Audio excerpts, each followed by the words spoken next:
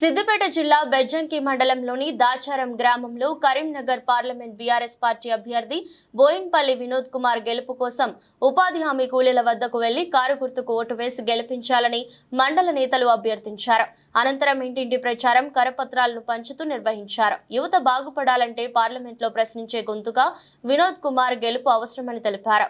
ఈ కార్యక్రమంలో మండల బీఆర్ఎస్ పార్టీ అధ్యక్షులు పాకాల మహిపాల్ రెడ్డి, లింగాల లక్ష్మణ్, కనగండ్ల తిరుపతి, రాజయ్య, మాజీ మార్కెట్ కమిటీ డైరెక్టర్ దీటి రాజు, వడ్లకొండ శ్రీనివాస్, గణపురం తిరుపతి, కనగండ్ల సతీష్, బొర్ర రాము, బాపురావు, కనుకయ్య, పలువురు నాయకులు కార్యకర్తలు పాల్గొన్నారు.